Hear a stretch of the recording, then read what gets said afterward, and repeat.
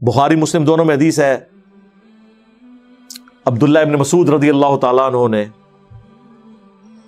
فرمایا کہ اللہ تعالیٰ نے قرآن میں لعنت فرمائی ہے ان عورتوں کے اوپر جو ٹیٹو بنوائے، گندوائے، یہ جو ٹیٹو نشان بنتے ہیں، پہلے کسی نے بنوا لیے وہ معاف ہیں، یہاں پہ بھی لوگ آگے پوچھ رہے ہوتے ہیں جی تذاب ڈال دیں، خدا دا نہ رہے تذاب ڈال دیں، پر ٹھیک ہے ہو گیا ختم، اب جو ہے وہ اسی طرح رہے، معافی مانگ لی کافی ہے۔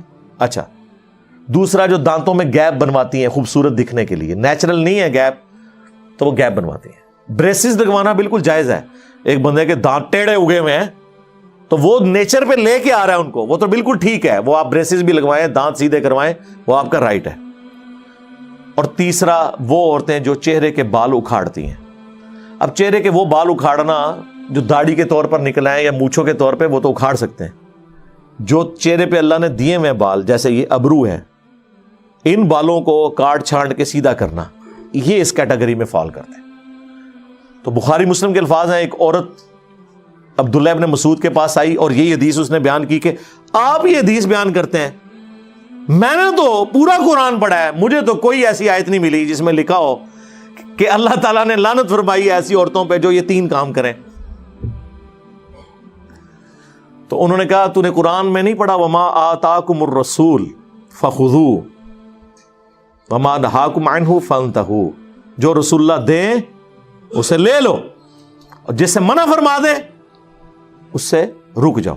حالانکہ یہ آیت اسپیسیفکلی مال غنیمت کے بارے میں تھی، لیکن عبداللہ ابن مسعود نے اس آیت کو جنرلائز کیا کہ جو جو حضور حکم فرمائیں گے نا، وہ گویا کہ اللہ تعالیٰ کے بہاف پہ اللہ کے ریپرزینٹیٹیو ہیں، وہ اللہ ہی کی طرف سے ہو رہا ہے۔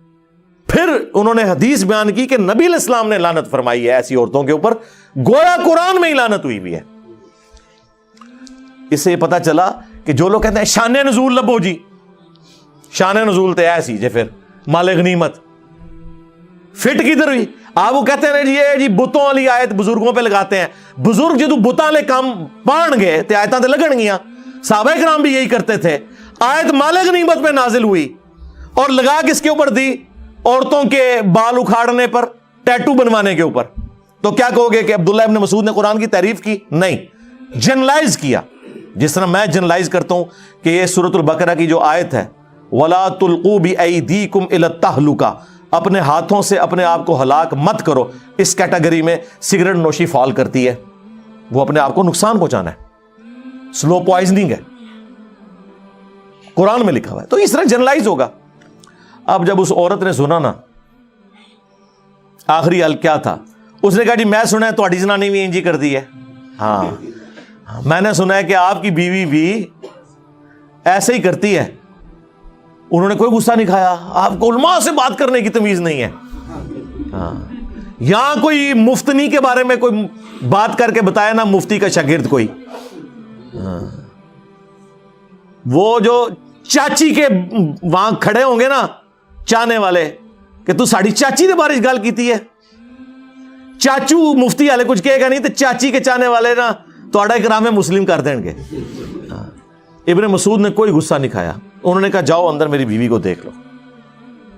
اندر گئی وہ عورت، واپس نکلی، اب ظاہر ہے کم از کم وہ صحابیہ تابعیہ تو ہوگی نا وہ عورت، واپس جب نکلی تو شرمندہ اور کہنے لگی کہ حضرت آپ کی بیوی میں تو ایسی کوئی چیز موجود نہیں، سنیا سی اسی کوئی کلپ کٹیا سی کسی نے، ہاں ادھا کلپ کٹ کے بھیجا سی۔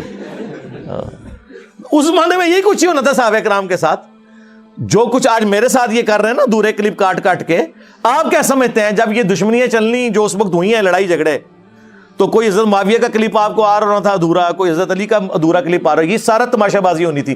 اکثر لوگ مجھ سے پوچھتے ہیں کہ یار اس زمانے میں اللہ تعالیٰ نے ختم نبوت کیوں کر دیا ہے؟ میں نے پھر اس میں بات کی تھی کہ یہ زمانہ اس قابل ہی نہیں کہ کسی پیغمبر کو مبعوث کیا جائے۔ یہ جو ویڈیو کا فتنہ ہے نا، اس کے بعد تو دنیا قتل گاہ اور ماج گاہ بن جاتی۔ آپ ذرا سمجھیں کہ نبی علیہ السلام دنیا میں موجود ہوں اور رسول اللہ کی ویڈیو یوٹیوب پہ اپلوڈ ہو اور اسے کاٹ کے کوئی اس کی میمز بنائے، تو دنیا کا امن رہ سکتا تھا؟ مجھے بتائیں آپ، کوئی دنیا کی گلی اور محلہ بچنا تھا جہاں قتل و غارت نہ ہو؟ ابھی تو ہم بات سن کے بھڑک اٹھتے ہیں، جب فزیکلی حضور کی تصویر کے ساتھ اس طرح کوئی کرتا تو یہ زمانہ اس قابل ہی نہیں تھا۔